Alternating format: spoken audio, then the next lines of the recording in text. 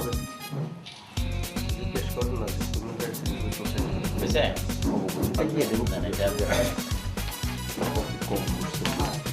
Hello madam জি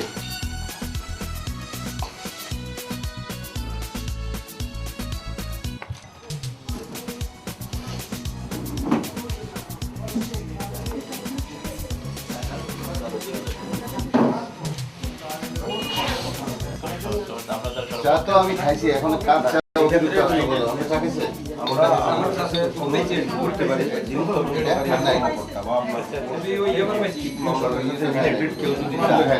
আমাদের প্রসিডিংসটাও কোনোভাবে unlawful হচ্ছে কিনা ওনারও কিন্তু তদন্তের একটা অগ্রসরমান স্টেপ উনি চলে যেতে পারে। সেক্ষেত্রে যদি আপনি মনে করেন যে উনিও যা দেখুক তাহলে আমাদের মাঝে যেন কোনো কন্ট্রাডিকশন না আসে। রিপোর্ট না পর্যন্ত পরবর্তী পদক্ষেপে এগোচ্ছি না।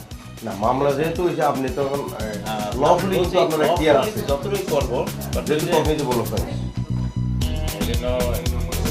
পাই আর লফুল ছাড়া তো আর কিছু করার নাই। লফুলি করতে হবে।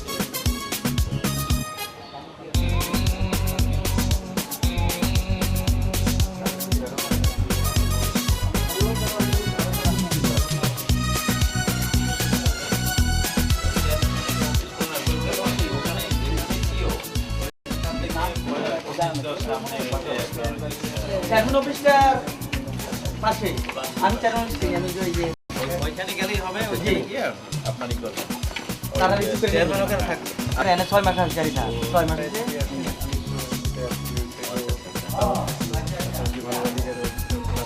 ইনশাআল্লাহ ইনশাআল্লাহ। তারা আপনি আসেন না আমার 27 তারিখ মাহফিলে আসেন। আর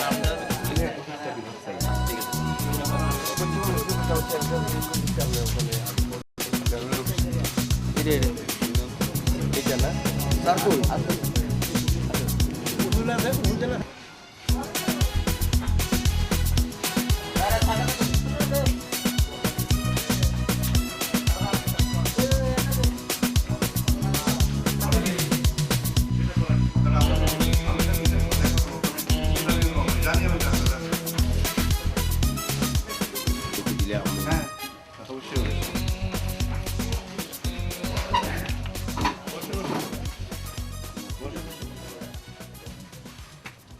আমি অ্যাডভোকেট মোহাম্মদ হেদায়েতুল্লাহ চৌধুরী, অতিরিক্ত নির্বাহী পরিচালক ও আইন উপদেষ্টা হিউম্যান রাইটস রিভিউ সোসাইটি, একটি আবেদনের প্রেক্ষিতে জনাব শফিউল আজম পিতা বীর মুক্তিযোদ্ধা মোহাম্মদ আব্দুল কাদের সাং ডালিমপুর, পোস্ট অফিস গালিমপুর, থানা বড়ুয়া, জেলা কুমিল্লা সরেজমিনে আমাদের মাননীয় চেয়ারম্যান অ্যাডভোকেট মোহাম্মদ সাইদুল হক সাহিদ এবং আমাদের অনুসন্ধানী দল 7 সদস্যের একটি টিম নিয়ে বড়ুয়া থানাধীন ঘটনাস্থলের পাশেই অত্র এলাকার সম্মানিত চেয়ারম্যান সাহেবের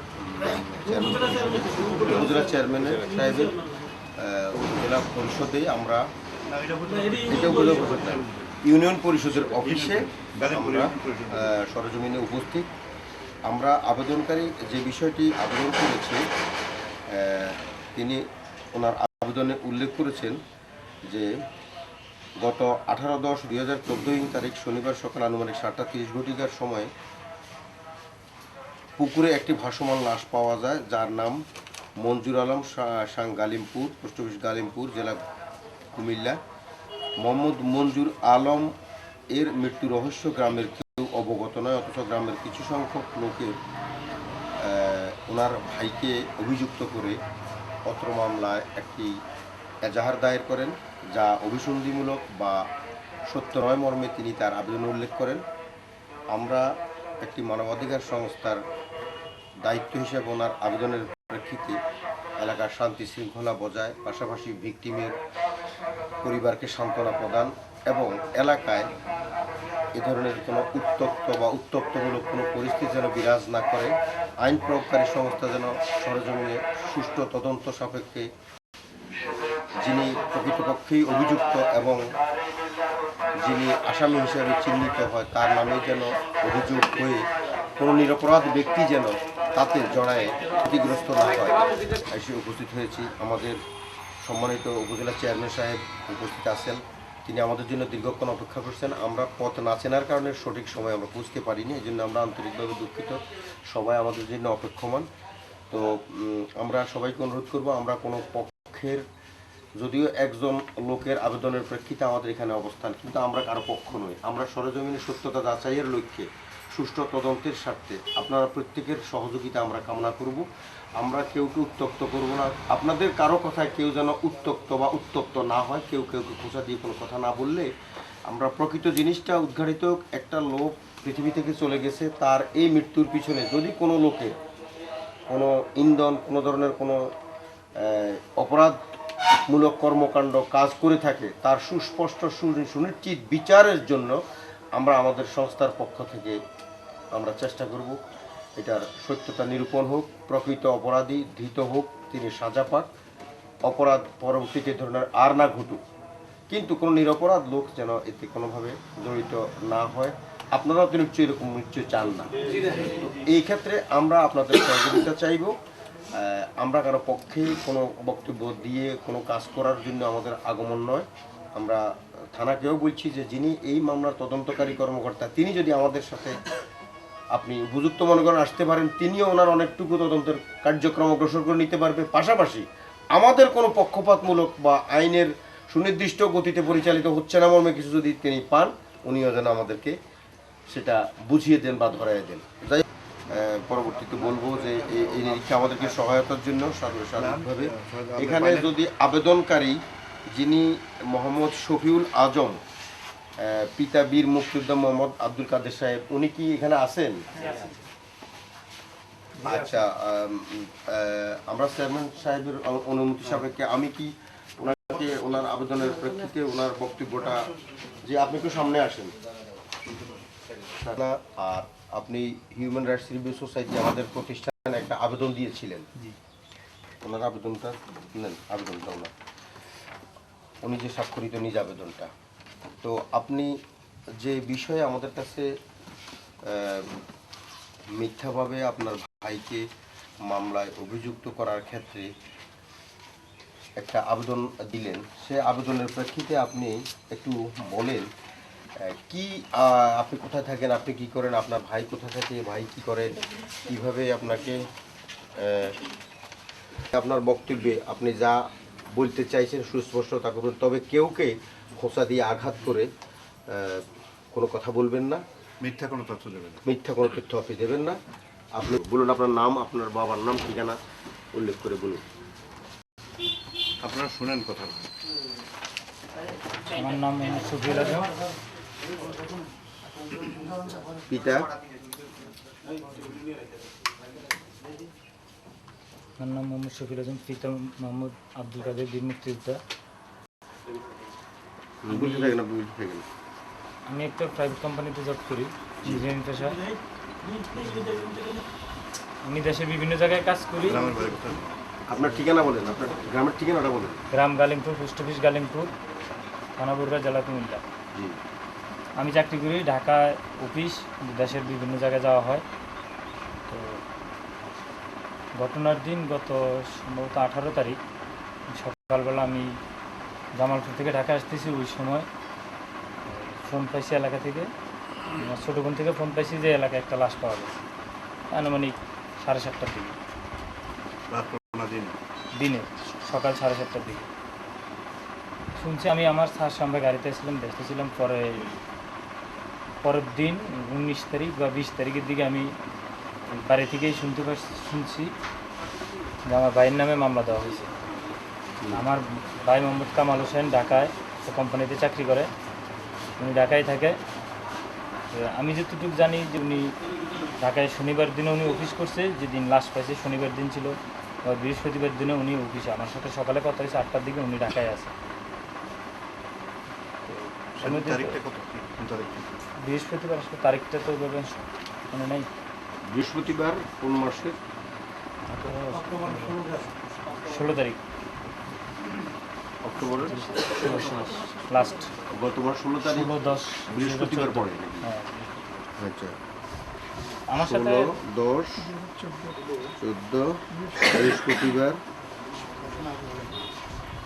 সকাল আনুমানিক 8টার দিকে আমার সাথে ভাইয়ের সাথে কথা হয়েছে যে উনি ঢাকায় আছে, 8টা সাড়ে 8টার দিকে। জি। আসলে আমরা সবাই তো কর্মব্যস্ত, যার কারণে প্রতিদিন সবসময় যোগাযোগ করা হয় না, মাঝে মাঝে যাই হয়, খোঁজ খবরটা নেওয়া হয়। ওই থেকে জানি উনি ঢাকায় আছে। তার মধ্যে যখন আমি রোববার দিন মানে 19 তারিখ বা 20 তারিখ আমি জানতে পারি যে আমার ভাইয়ের নামে মিথ্যা মামলা দেওয়া হয়েছে। আপনি কার মাধ্যমে জানলেন?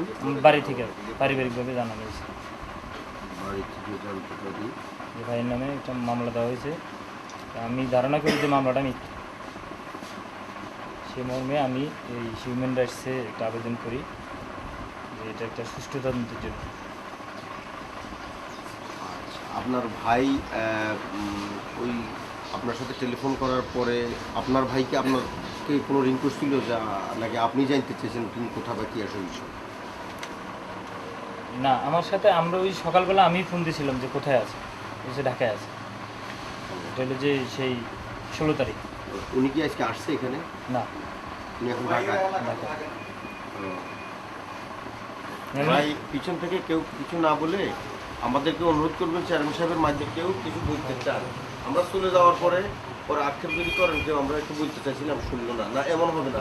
কেউ বলতে চাইবেন যা কিছু আপনার দেখা শোনা আপনি বলার সুযোগ পাবেন, তবে পিছন থেকে অমুকের বক্তব্য সত্য নয় বা মিথ্যা বলার কোনো দরকার নেই। থাকে এক ভাই থাকে, উনি মাঝে মাঝে বাড়িতে থাকে, মাঝে মাঝে ঢাকা থাকে, ব্যবসা করে ঢাকায়, শেয়ার ব্যবসা করে, তো সবসময় ঢাকায় থাকা লাগে না, মাঝে মাঝে বাড়িতে থাকে। ওনাদের ওই যে মামলা একটা আসলো এই কয়জনকে এই অভিযুক্ত করা হয়েছিল, মামলা কি কপি আপনি দেখছিলেন? এটা না মামলার কপি থানা যে এজারটা দিয়েছিল সেটা দেখছেন, মিল করে নিয়েছিলাম। একটা লম্বা কাগজ আমার লিখে আছে এই যে জি।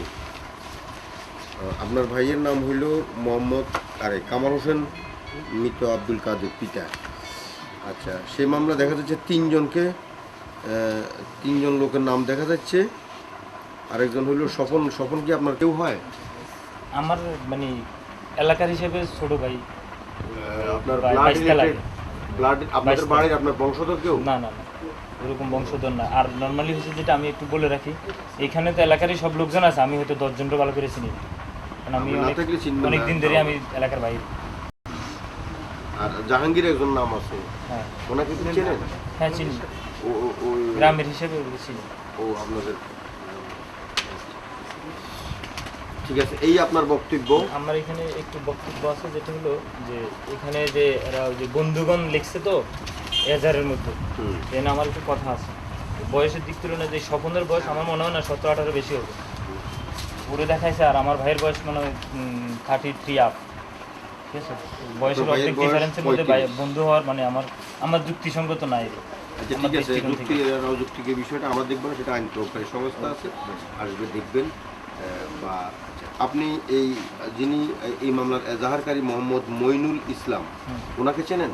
ওনাকে চিনি বলতে আমি যখন দেখছি তখন সে অনেক আগে, কম করে আরও 3-4 বছর আগে লাস্ট দেখাইছে। আচ্ছা, আপনাদের বাড়ি থেকে এই ঘটনাস্থল যেখানে উল্লেখ করছে সেটা কত দূরে? 1/2 কিলো বেশি। আচ্ছা, দেখ 1/2 কিলোর বেশি বা 1 কিলো, যাই হোক। তো এখানে আপনার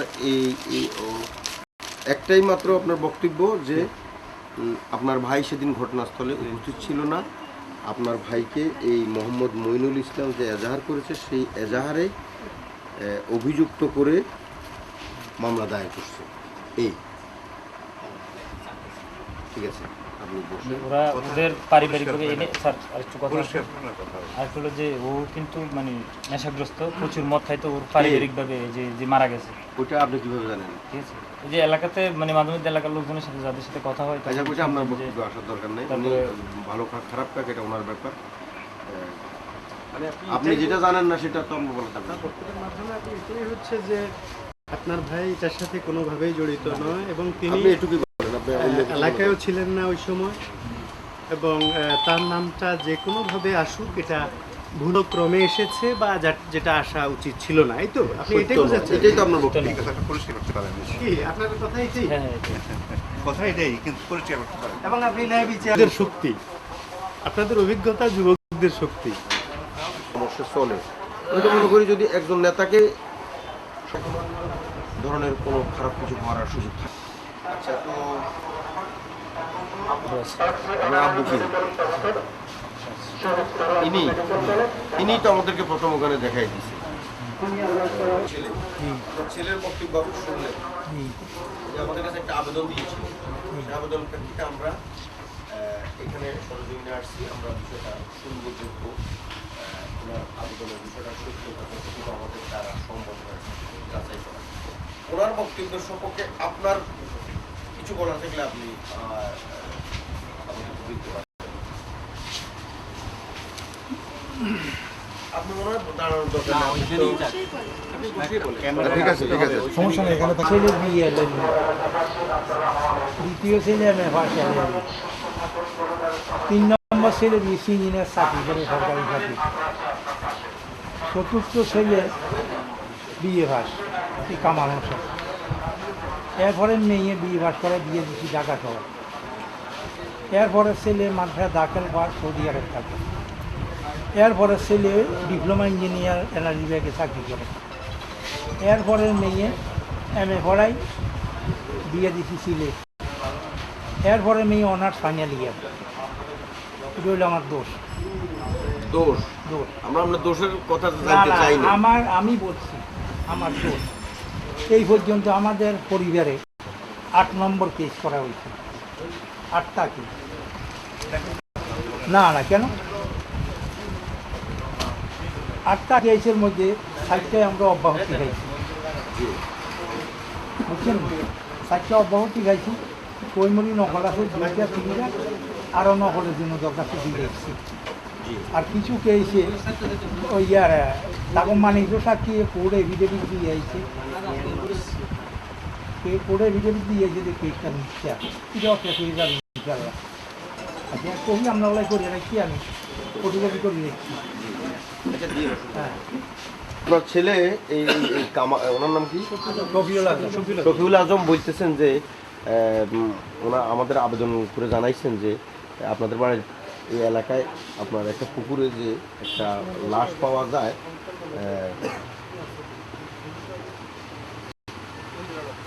মঞ্জুরুল আলম নামক একজন ভিকটিমের তার ভাই মইনুল ইসলাম একটা এজাহার করছে। আপনাদের বরুড়া থানায় একটা মামলা হয়েছে 22/10/2014। সেখানে আপনার ছেলেকে অভিযুক্ত করছে। আপনার ছেলে বলতেছেন যে সেদিন আপনার এই ছেলে ওর ভাই বাড়িতে ছিল না, ঘটনাস্থলে ছিল না।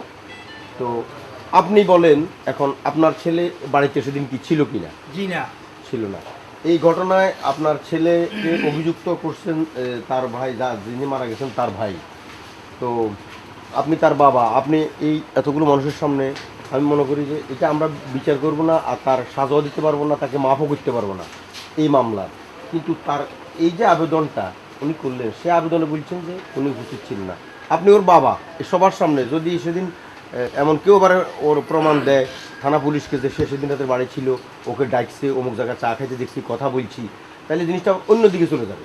সুতরাং আপনি বাবা, আর আপনি এখন অনেক পরিণত বয়স্ক, অনেক বয়স হয়ে গেছে আপনার, আপনি নিশ্চয়ই আপনার ছেলের কবরও আপনি যাবেন না, আর ছেলে আর আপনাকে যতটুকু বাবা হিসেবে দেওয়া ততটুকু। আমি বলি যে ছেলেটা মারা গেছে সে আমার তালতো বাড়ি করে বাটি যায় আত্মীয় মারা গেছে শুনে আমি তাও বড় গেছি 1 ঘন্টা আসিলাম, বুঝছেন?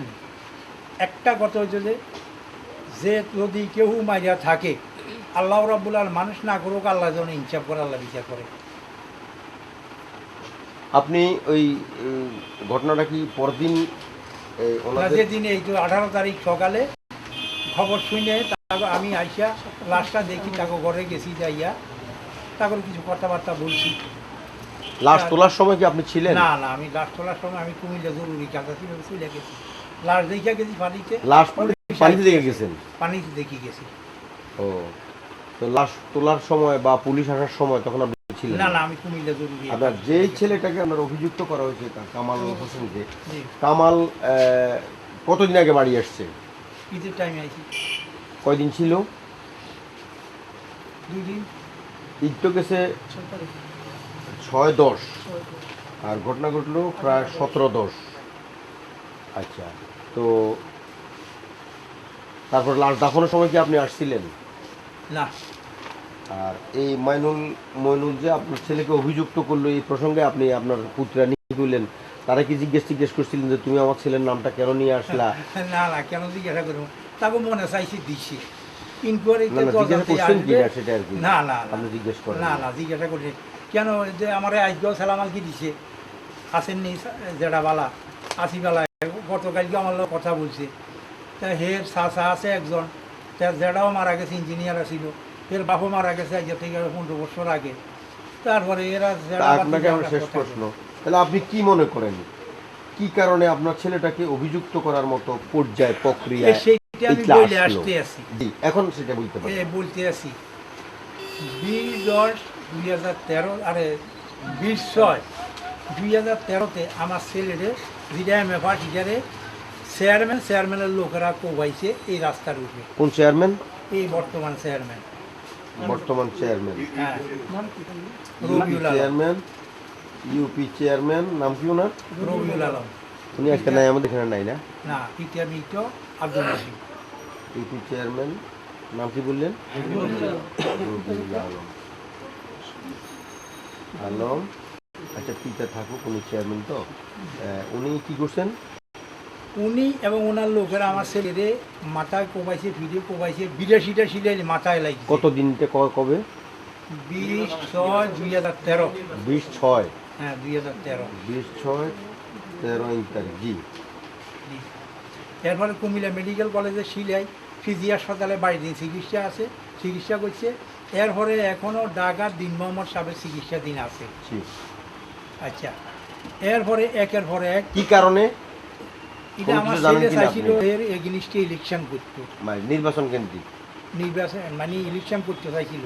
পরে পার্টি বলে নাই, নির্বাচন করে নাই, এবং তার ইলেকশন আমরা করি না। আমরা গ্রামবাসী হিসাবে সবাই ইলেকশন করছি, আঙ্গ পরিবার আমরা তাই এই ইলেকশন। আপনার ওই ছেলেটা কোথায় এখন?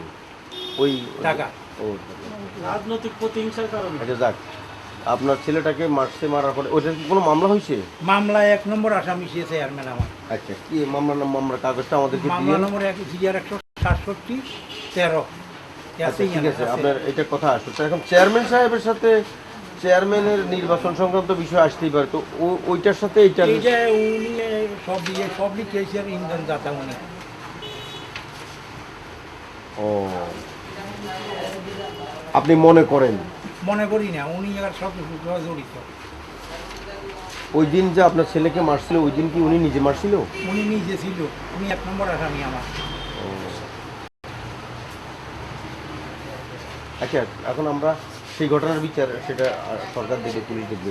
সেই ঘটনার সাথে আপনার এই ঘটনার আপনি সম্পৃক্ততার কি ইঙ্গিত পাচ্ছেন? আমার পরিবারটা মানের লাই চেষ্টা চালাইতে আছে।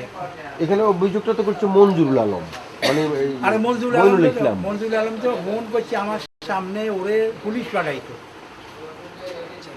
মঞ্জুরুল আলম তো মারা গেছে, মইনুল ইসলাম বাদী। হ্যাঁ, মইনুল ইসলাম এবং তার চাচা শফিকুল ইসলামে আমার সামনে ফোন করছে, চেয়ারম্যানকে পুলিশ পাঠাইতো, লাশটা পাওয়া গেছে। আচ্ছা, এরপরে থেকে চেয়ারম্যানের তো রিং করতে পারে, উনি এলাকার না করবো তো, ওনার জনপ্রতিনিধি। কাছে ফোন করছি। এটা আমার কথা, আমি ধারণা করছি উনি এইটারে ঘটনাটা করাইতেছে। এবং এই কেসগুলা যে কেস করে, উনি বিজয়বাজারের লাকসাম থানায় একটা অফিস আছে, দোতলাতে পুলিশের ইনকোয়ারি করায়, বুঝলেন নি, আমার বিরুদ্ধে। এবং আইজিপির। আচ্ছা দেখ, ওগুলো আপনি আমাদেরকে এই মামলার ক্ষেত্রে আমরা যতটুকু আমরা সহায়তা দিব, আপনি এটা দিয়ে দিন, ওইটা আমরা ওই মামলায় আনতেছি না। আমি আইজিপির সিকিউরিটি সেলে এটার জন্য দরখাস্ত দিয়ে রাখছি 2010 সালে। সিকিউরিটি সেল তো করবে ডিসিপ্লিনারি অ্যাকশন, পুলিশের বিচার, তাই ওনার বিরুদ্ধে তো আপনি অভিযোগ করবেন। পুলিশে মিথ্যা রিপোর্ট দিতে আছে, পুলিশের বিরুদ্ধে দিচ্ছেন অভিযোগ? কারবার বিরুদ্ধে দিয়ে আমি কোনো চেয়ারম্যান সাহেবের বিরুদ্ধে ওখানে? চেয়ারম্যান সাহেবের বিরুদ্ধে নিয়ে।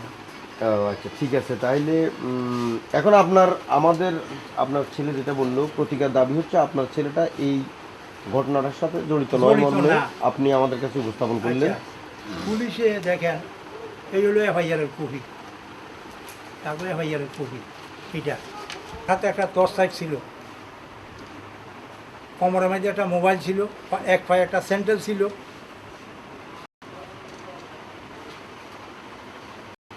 উনি শুরু দেয়ার লিখট উনি লেখেন নাই। আমরা শুনেন, আপনি আমার কথাটাকে আবারও শুনুন। মতামত দিতে পারবো না। না না এটা পুলিশের দিবেন না ডিপার্টমেন্টে তো। যাবে সেটা। আরে ইনকোয়ারি করতে হয়েছে যেটা ঘাটতি আছে এটা আমরা পূরণ করবেন না। ঠিক আছে, না না এটা না, আমরা তো আইছেন যে এখানে পুলিশে কোনো ধরলে আমরা আসেন কেন, পুলিশে যদি কোনো কারচুপি করে সেইটারে ঘাটতিটা পূরণ করার জন্য তো আইছেন আমরা। না না আমি আপনার আমার শেষ কথায় দেখবেন যে আমার কোথাও ঘাটতি থাকলে আমি আপনাদের পুরে এনে দেবো। আরে ভানি তো আমি তো আছি 7টায়, আপনি লাশ পানিতে দেখে চলে গেছেন। হ্যাঁ আপনি এখন নাম বলেন ঘটনাস্থলে লাশ তোলার সময় যারা উপস্থিত ছিল এই রকমের নাম একজন বা কয়েকজনের যারা উপস্থিত ছিল আমরা তাদের থেকে বক্তব্যটা নিই। কেমন আসিল? ঠিক আছে, আপনি আমি তো ছিলাম না, আমি নাম কইম কেমনে? কাদের সাহেব জি। আমরা আগে আপনি বলেন এখানে টর্চ লাইট ছিল, আপনি তো ঘটনাস্থলেই ছিলেন না, টর্চ লাইট ছিল, ম্যাচ ছিল, আপনি বললাম আমরা নেব। যার মুখে শুনছেন তার বক্তব্য নেব, বক্তব্য দিতে পারে সে বলুন। যারা দেখি বলেন যা দেখছি আচ্ছা, আর কে আপনার নাম বলেন? কেরামত আলী আছেন এখানে। আব্দুল আজিজ। জি, আব্দুল আজিজ।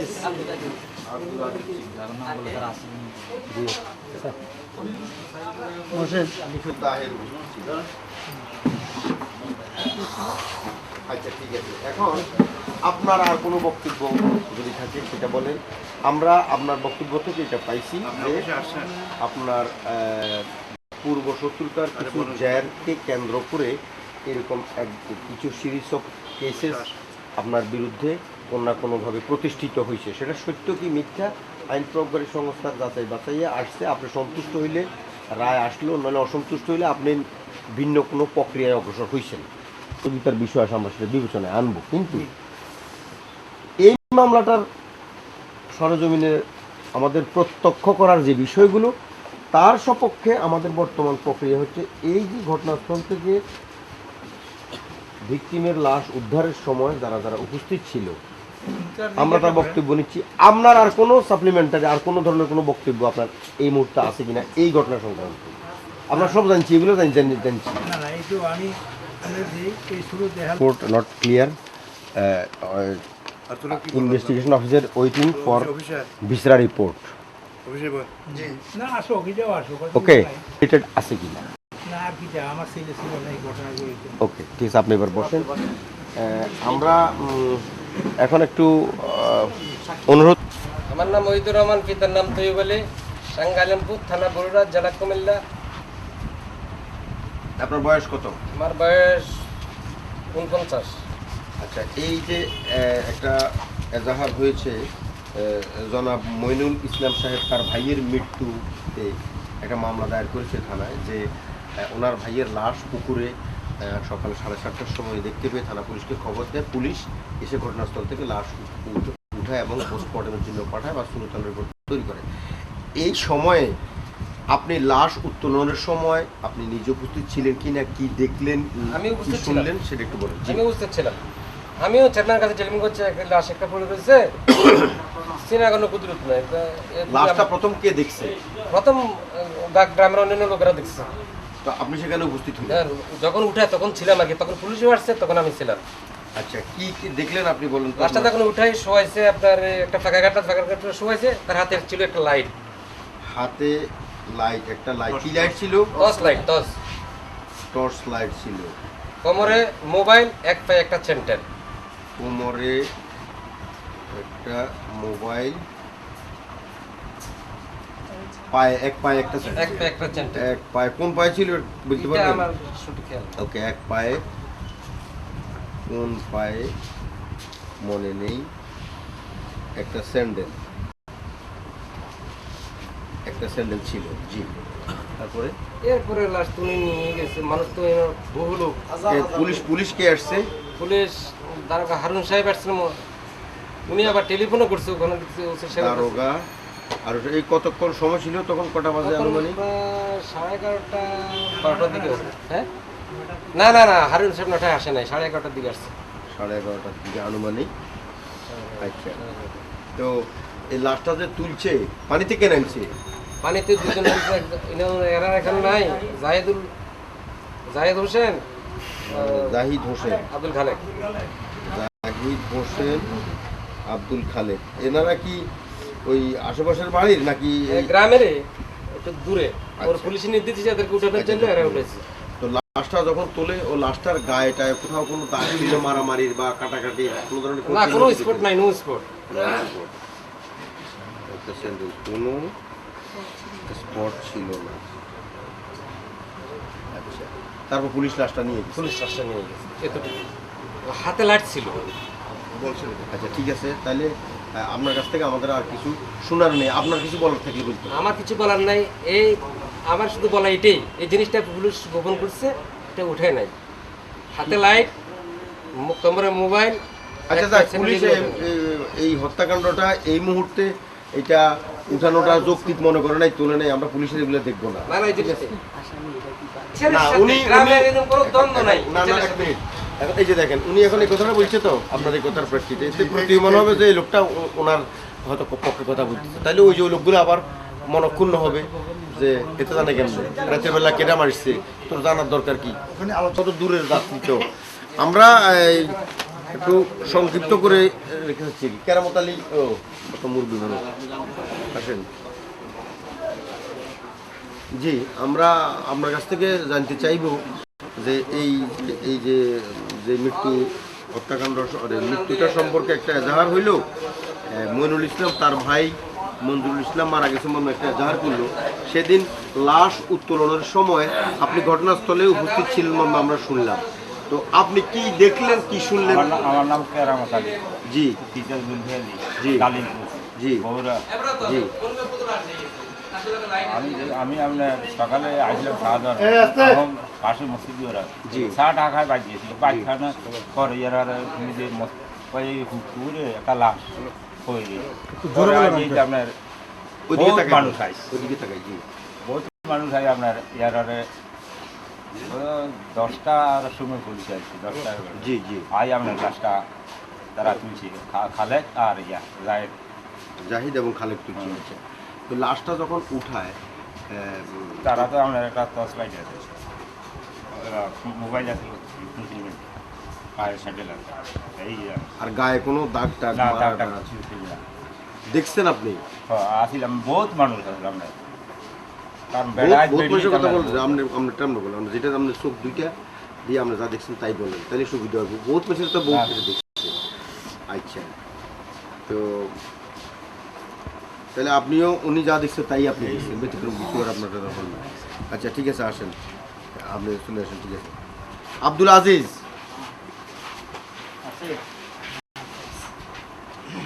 আর আবু তাহের কে?